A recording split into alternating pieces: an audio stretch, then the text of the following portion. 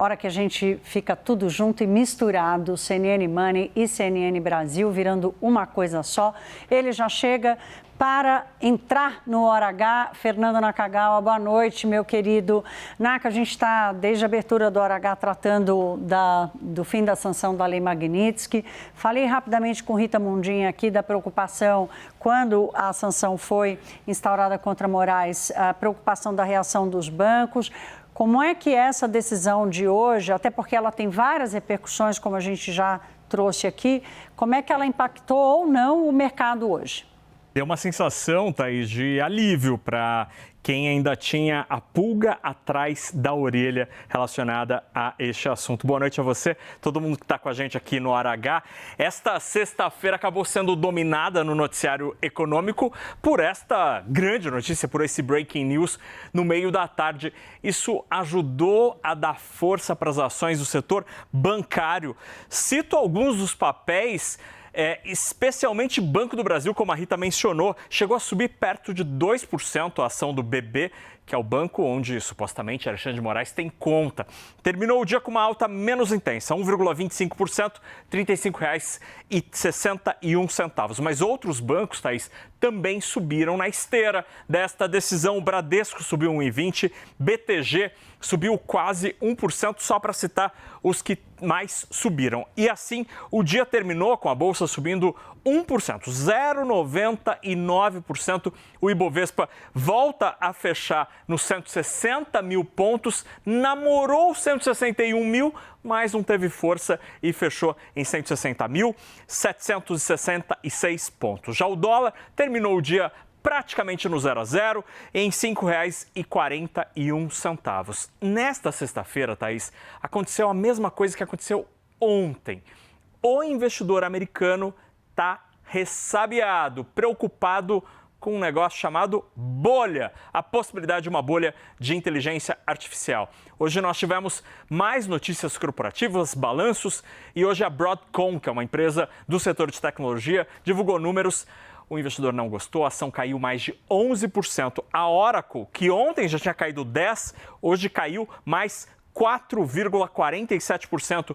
Outras gigantes também caíram. Nvidia perdeu mais de 3% e Microsoft recuou 1%. Na semana, o mercado brasileiro termina positivo. O Ibovespa subiu quase 2%, 1,99%, enquanto o dólar recuou 0,40%. Thaís, essa história toda da Lei Magnitsky foi um grande foco de atenção, especialmente para os bancos. Mas, no final das contas, quem trabalhou muito foi advogado, porque efetivamente não tivemos muitas coisas, né? O que você sabe dessa história? Porque a preocupação era grande, mas o efeito aparentemente não foi, né? Naka, hoje eu conversei novamente com o Itamaraty, com o setor financeiro, com advogados, para entender, afinal de contas, porque assim, a gente nunca mais tinha ouvido falar dessa história, né, Naka? Você se lembra, a gente foi atrás disso na época da sanção, depois na decisão do ministro Flávio Dino, em que ele determinou que as empresas no Brasil, as empresas brasileiras não tinham que seguir leis internacionais. Aquilo gerou uma segunda onda de preocupação. Então, houve esse primeiro movimento do setor financeiro indo atrás, contratando grandes escritórios de advocacia lá fora para entender qual seria o alcance. Porque o primeiro passo da determinação da Lei Magnitsky foi bloquear Alexandre de Moraes, sua mulher e seu instituto. O segundo passo seria sancionar as instituições. E aqui é que era a grande preocupação. E houve, portanto, um trabalho copilotado ali, tanto pelo Itamaraty quanto pelo setor financeiro, na tentativa de fazer chegar, especialmente ao ouvido do secretário do Tesouro, Scott Bessent, dos Estados Unidos, que era contra, para começar, a secretaria era contra, né, essa imposição da Magnitsky ao Alexandre de Moraes, dizendo, olha, isso tem uma repercussão gigantesca, isso pode ter impactos sistêmicos no sistema financeiro por uma motivação política. Ou seja, dizendo quase que era uma irresponsabilidade transformar a atuação política contra Alexandre de Moraes numa atuação direta contra os bancos, né? Que no final das contas não tinham nada a ver com isso. Então, hoje, o que eu ouvi foi exatamente essa palavra que você usou, Naka. alívio. Alívio, assim, já tinham deixado para trás, porque tinham ficado claro que essa segunda leva de sanções contra as instituições não viriam por esse trabalho ali entre a diplomacia e o próprio setor privado, mas hoje aí vem o alívio em geral. Naka, quem não está sentindo alívio ainda é uma parte, mais de 20% das exportações brasileiras, que ainda estão sofrendo o tarifaço de 50% para vender para os Estados Unidos. O que falta no fronte comercial para o Brasil vencer na relação com Trump? Thaís, dá para dizer que hoje Lula conseguiu mais uma vitória, né, naquela lista de pedidos que ele apresentou ao presidente Donald Trump, mas ele ainda não conseguiu tudo. Não conseguiu tudo e tem setor, como você lembrou, muito bem lembrou, que segue sofrendo, tendo de pedir dinheiro emprestado para o BNDES para continuar tocando a vida, porque os compradores americanos, esses sumiram com o imposto de 50%.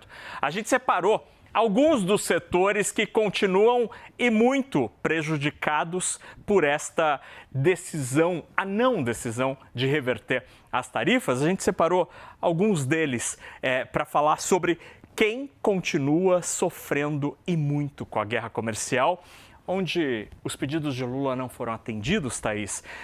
O tarifaço continua, por exemplo, para o café solúvel, é só o café em grão que está livre. Então, se tem beneficiamento aqui no Brasil, manufatura, não, ele continua sendo taxado. O mel continua com taxação ruim para os produtores do Ceará, do Piauí, que exportam para os Estados Unidos. Máquinas, equipamentos, todo o complexo de máquinas e equipamentos, inclusive autopeças. O Brasil, o estado de São Paulo, é o grande fornecedor para algumas das grandes fabricantes de tratores nos Estados Unidos. Calçados também. Todo o Vale dos Sinos, no Rio Grande do Sul, Franca, em São Paulo, continuam sofrendo. E madeiras e produtos, por exemplo, a indústria madeireira do Paraná ou a indústria moveleira de Santa Catarina. Mas tem setores que comemoram já há várias semanas. São eles: petróleo, aviões, carne bovina, café em grão e suco de laranja. São alguns dos itens made in Brasil que estão chegando com pouco imposto ou quase nada na comparação com os 50%, Thaís. Tem muito setor ainda que precisa de uma ajudinha de Mr. Donald Trump. Tomara que essa decisão venha.